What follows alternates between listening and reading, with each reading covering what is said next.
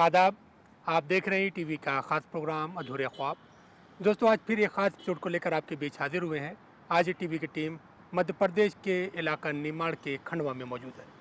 दोस्तों, खंडवा एक ऐतिहासिक शहर और तारीख और तहजीब ज़बान के हवाले से जब बात करते हैं तो तारीख के औराक में इसके अमिट नकूश देखने को मिलते हैं।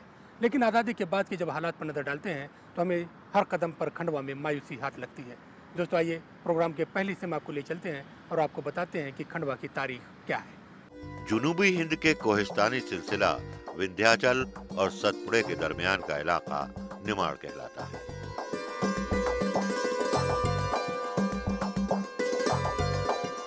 ताप्ती और नर्मदा इसकी मशहूर नदियां हैं।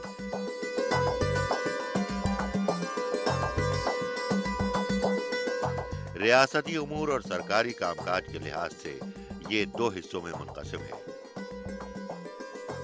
कदीम हिस्सा मगरिब में होने की वजह से मगरिबी निमाड़ और बाकी हिस्सा मशरिक में होने की वजह से मशरिकी निमाड़ कहलाने लगा। निमाड़ की वजह तस्मिया के बारे में मुअर्रिखीन की मुख्तलिफ आरा सामने आती रही हैं। उर्दू जबान में निमाड़ के लफ्जी माने ईमा या इशारा के होते हैं, लेकिन तारीखी या और किसी हैसियत से इसका नाम निमाड़ हो जाने का सबूत नहीं मिलता। मुमताज मुहक्किक पंडित राम नारायण उपाध्याय का ख्याल है कि निमाड़ मालवा से नीचे की जानिब बसा हुआ है। निमाड़ का ही एक शहर है खंडवा। खंडवा एक कदीम शहर है। इसकी तारीख तकरीबन 2500 साल पुरानी है। कुछ मुहक्किकीन का ख्याल है कि खंडवा महाभारत के खांडवों की बिगड़ी हुई शक्ल है, जबकि महाभारत के मुताबिक खांडवों की जुग्राफियाई हैसियत शिमाल में। इस सिलसिले में मुअर्रिखीन की आरा में इख्तिलाफ पाया जाता है। लिंघम ने खंडवा को टोलीमी के मुताबिक किंग बंडा तस्लीम किया है। इस शहर की कदामत का पता इस बात से भी चलता है कि 11वीं सदी की इब्तिदा में अबू रेहान ने खंडवा का जिक्र किया है। अरबी सयाह अल बैरूनी 11वीं सदी में यहाँ आया था। उसने इसका नाम खंडवा होना तहरीर किया है। यहाँ बिखरे हुए आसार इस शहर की कदामत के गवाह हैं। ज़माना कदीम में जैन मजहब के मानने वालों की इबादत का मरकज था।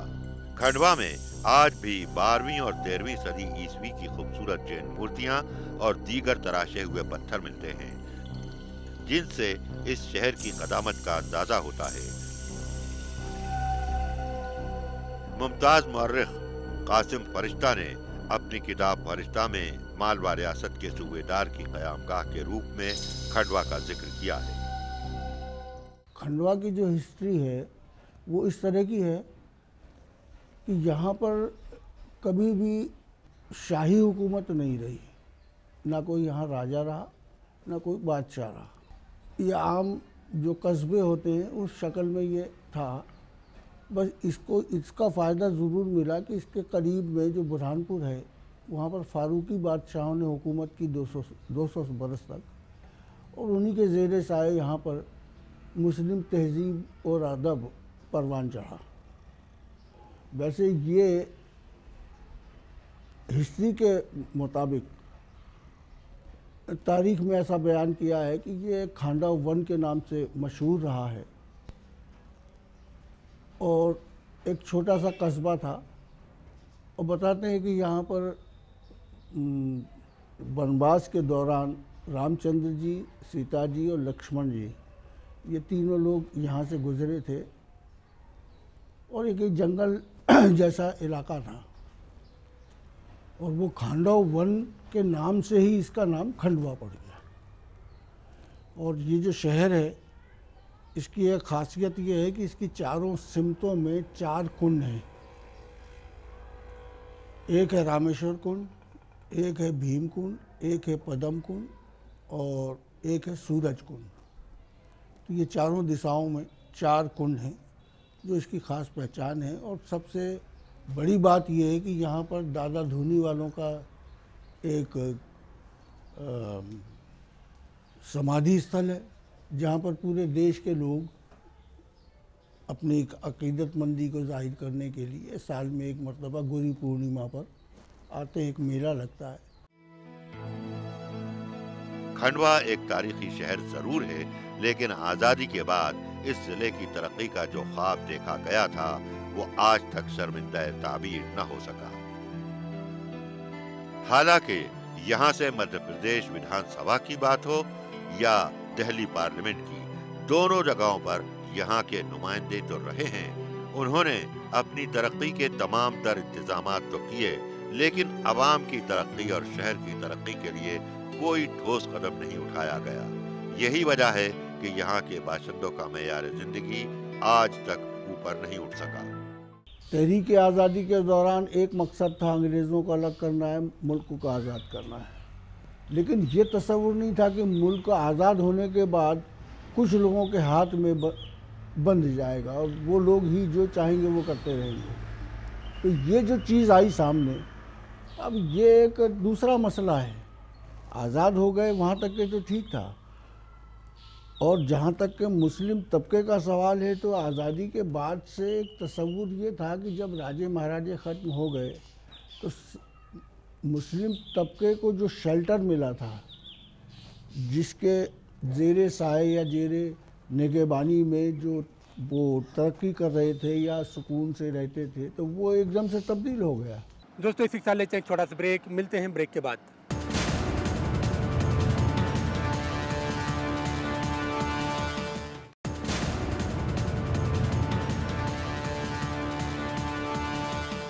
दोस्तों ब्रेक के बाद एक बार फिर आप सबका खैर मकदम, और आप देख रहे हैं टीवी का खास प्रोग्राम अधूरे ख्वाब। दोस्तों हम बात कर रहे हैं खंडवा के विकास की। खंडवा में आज़ादी के बाद चाहे जिस भी पार्टी की हुकूमत बनी हो, हमें देखते हैं कि मध्य प्रदेश से इलेक्शन के बाद बार बार इलेक्शन आते रहे, पार्टियों के दावे और वादे भी होते रहे, लेकिन वो विकास नहीं हो पाया जिसकी उम्मीद की गई थी। क्या इसकी वजह? आइए डालते हैं एक नज़र। 15 अगस्त 1947 को मुल्क आजाद हुआ। 26 जनवरी 1950 को मुल्क में सेकुलर जमहूरी आइन नाफिज किया गया। इस आइन के नफाज से मुल्क में पहली बार कानून की बालादस्ती कायम हुई। आइन में मुल्क के दूसरे शहरियों के साथ इस मुल्क की सबसे बड़ी अक़लियत मुसलमान को भी वही तमाम हुकूक दिए गए, लेकिन आज़ादी के बाद खंडवा में मुस्लिम तरक्की का कोई ऐसा कारनामा अंजाम नहीं दिया गया जिससे यहाँ के मुस्लिम अवाम तरक्की की दौड़ में अपने दूसरे बिरादरान वतन के बराबर आ सकते। हालांकि आज़ादी के बाद से मुल्क और सूबे में जितनी भी सरकारें बनी, सब ने मुसलमानों को उनकी तरक्की के नाम के सब्ज बाग जरूर दिखाए।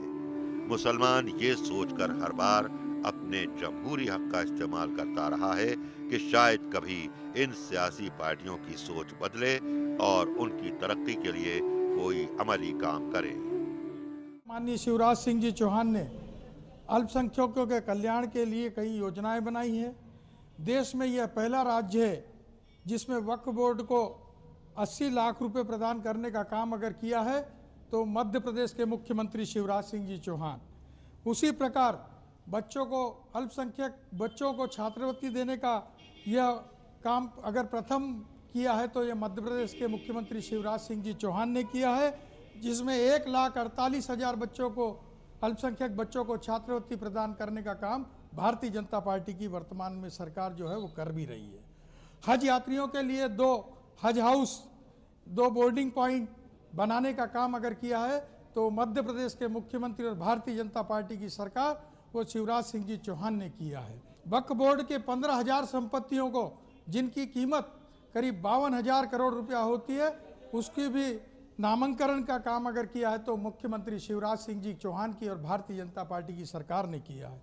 इस प्रकार से व्यवसाय के लिए भी 2.5 लाख रुपए तक का ऋण, अल्पसंख्यक बच्चों के लिए 2.5 लाख रुपए का ऋण उपलब्ध कराना, यह भी प्रदेश भारतीय जनता पार्टी की सरकार की देन है, और उसमें भी कम ब्याज की दरों पर दिया जाने का काम ये अल्पसंख्यक भाइयों के लिए भारतीय जनता पार्टी की सरकार कर रही है। अभी आप जो बात कर रहे हैं कि जैसे बीजेपी बहुत अच्छा काम कर रही है, तो अभी उसका ताज़ा उदाहरण लीजिए। आपकी विश्वा कंपनी को जो इन्होंने नर्मदा जल योजना बेचा है, उसके तहत उन्होंने सड़कों का बहुत नुकसान किया है।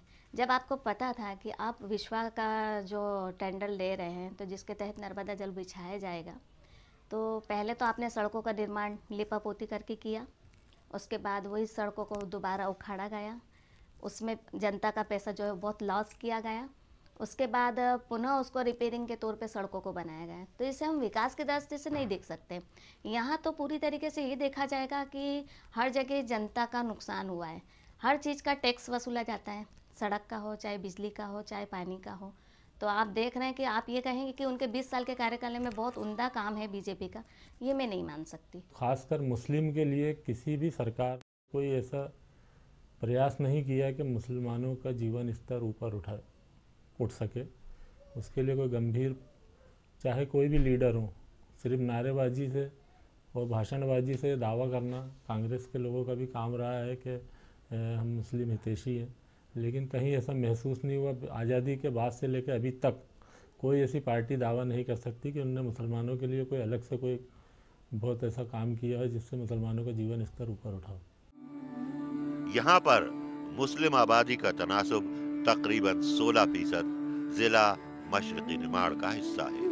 इतनी बड़ी आबादी की बूदोबाश खेती और मजदूरी पर मुनहसर है। यहाँ के मुस्लिम तलबा भी दूसरी अक़वाम के साथ आला तालीम हासिल करना चाहते हैं, लेकिन हुकूमत की सहूलियतें उनसे कोसों दूर रहती हैं। और ऐसे में अगर बात वक्फ बोर्ड की करें तो इसकी जमीन का 70% हिस्सा नाजायज कब्जे का शिकार है।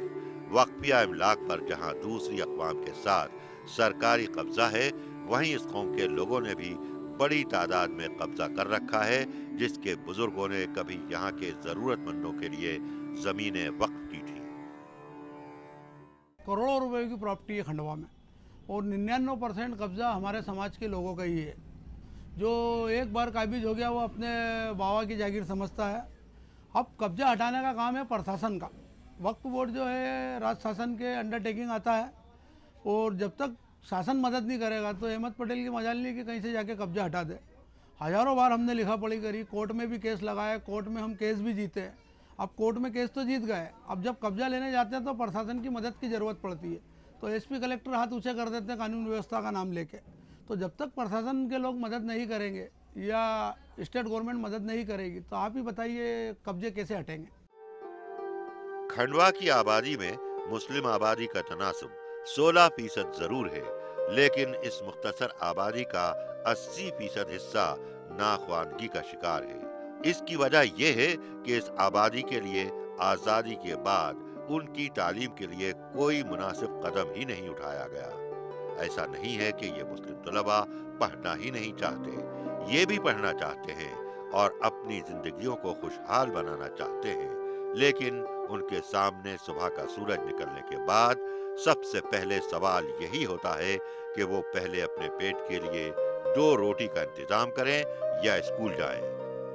मध्य प्रदेश के निमाड़ में मुस्लिम तलबा का ड्रॉप आउट सबसे ज्यादा है।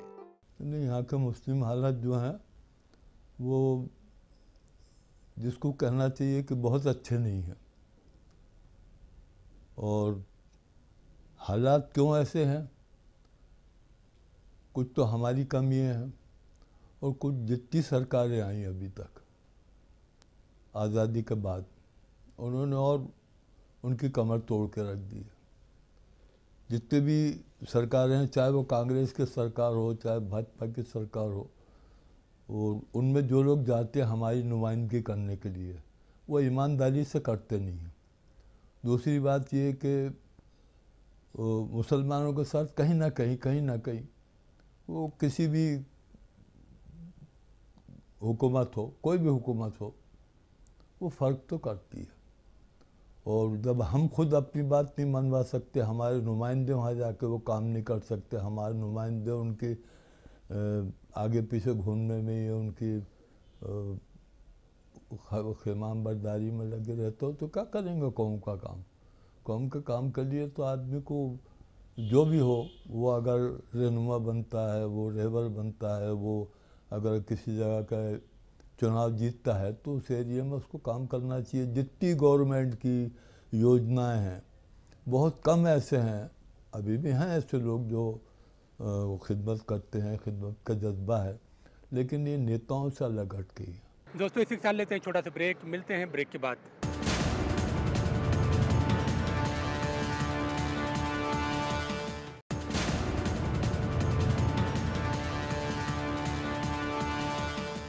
दोस्तों ब्रेक के बाद एक बार फिर आप सबका खैर मकदम और आप देख रहे हैं ईटीवी का खास प्रोग्राम अधूरे ख्वाब।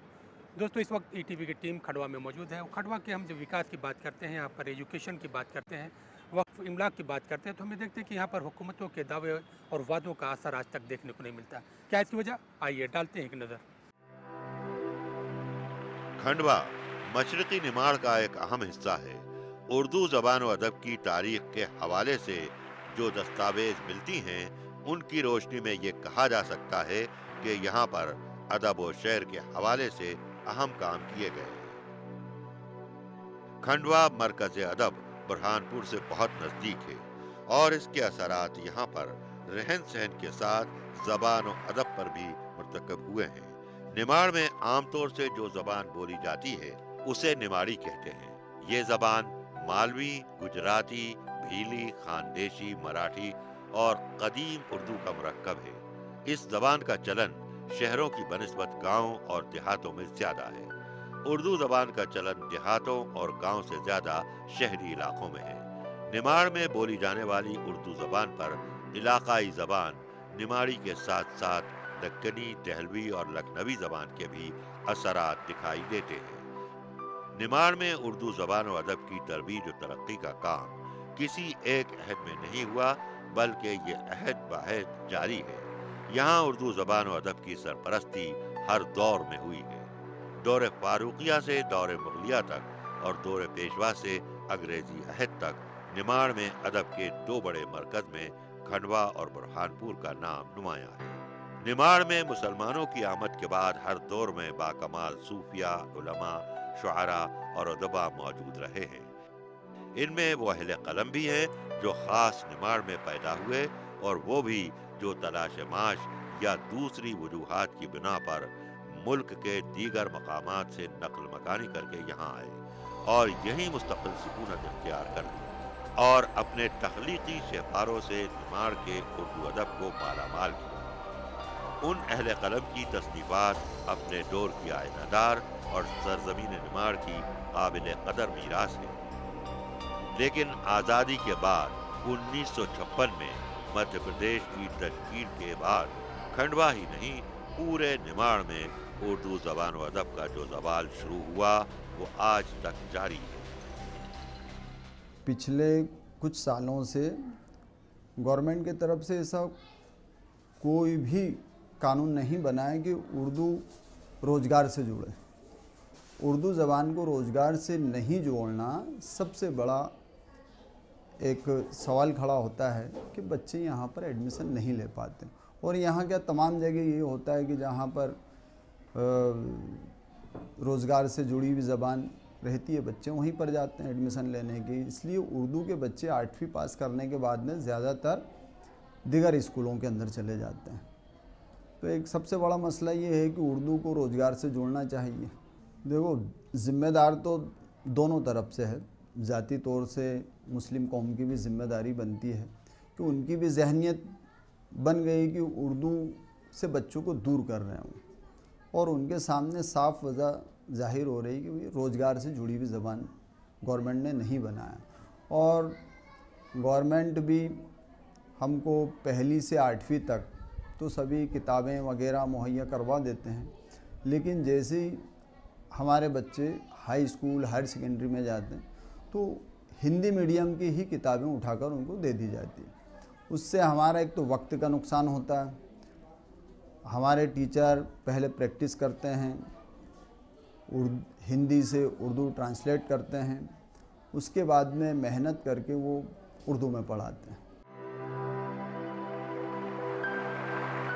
कहने को मध्य प्रदेश में बुरहानपुर के बाद खंडवा में सबसे ज्यादा उर्दू मीडियम स्कूल हैं, लेकिन आप स्कूलों की हालत खुद देखिए। क्या किसी महज़ब समाज में अपने शहरियों की तालीम के लिए यही इंतजाम किया जाता है? लेकिन ये बदनसीबी उर्दू मीडियम स्कूलों का मुकद्दर बन चुकी है। तुलबा और उनके वालिदैन स्कूलों की खस्ताहाली पर इंतजामिया और अरबाब इक़्तिदार से फरियाद भी करते हैं, लेकिन किसी के कान पर जूं तक नहीं रेंगती। मध्य प्रदेश के वजीर आला शिवराज सिंह भी अपनी हर तकरीर में ये कहते नहीं थकते कि वो वोटों की राजनीति नहीं करते, वो मुसलमानों को तरक्की की दौड़ में आगे लाना चाहते हैं। लेकिन मीडिया के जरिए बार बार दिखाए जाने के बाद भी इन स्कूलों और उनमें पढ़ने वाले तुलबा की सुध न तो शिवराज सिंह ने ली और न उनकी काबीना के किसी दूसरे वजीर ने। ऐसे में सवाल यही है कि ये उर्दू मीडियम के तलबा किससे फरियाद करें। जब से हमने देखा है कि हाई स्कूल खुली है तो बच्चों को जो है मिडिल स्कूल तक तो किताबें आराम से और मिल जाती हैं, जितनी चाहो मिल जाती हैं, लेकिन हाई स्कूल के लिए हमें बहुत दुश्वारी का सामना करना पड़ता है कि हाई स्कूल की किताबें मुहैया नहीं हो पाती, जिसके लिए अननेसेसरी ट्रांसलेशन मेहनत ज़्यादा वो करना पड़ती है। वो बच्चों को भी दिक्कत आती है, कभी टीचरों को भी आती है, बहुत परेशानी होती है। गुज़िश्ता 2-3 साल से हम इस बात को रख रहे हैं कि हमारे बच्चे उर्दू मीडियम के हैं तो उनके लिए उर्दू की किताबें मुहैया करी जाए।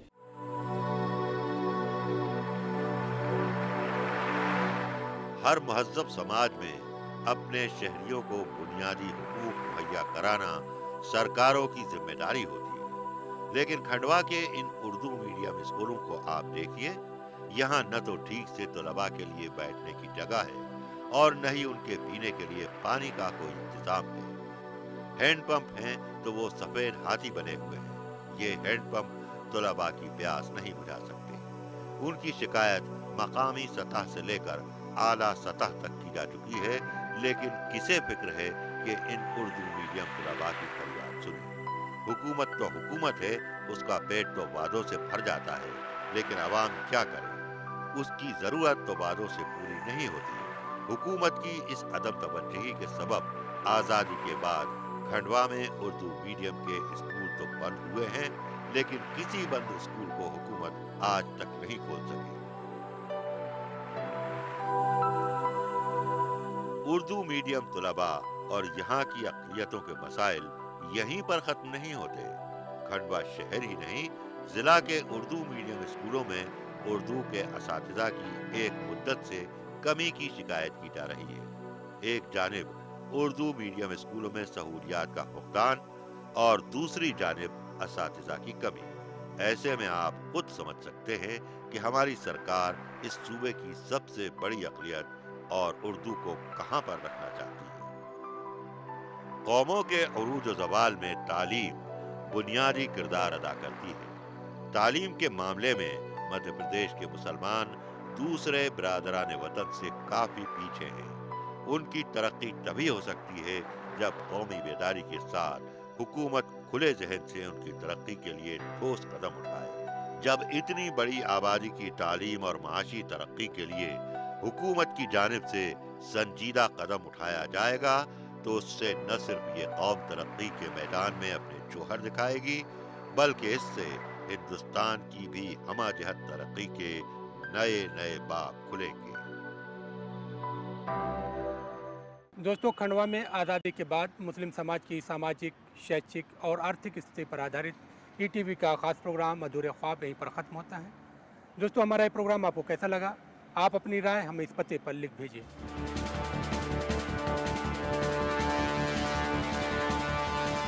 दोस्तों, हमें उम्मीद है कि आपने हमारा पता नोट कर लिया होगा। अगले हफ्ते फिर एक खास एपिसोड साथ आपकी खिदमत में हाजिर होंगे। तब तक के लिए टीम के साथ महताब आलम को दीजिए इजाज़त। आदाब।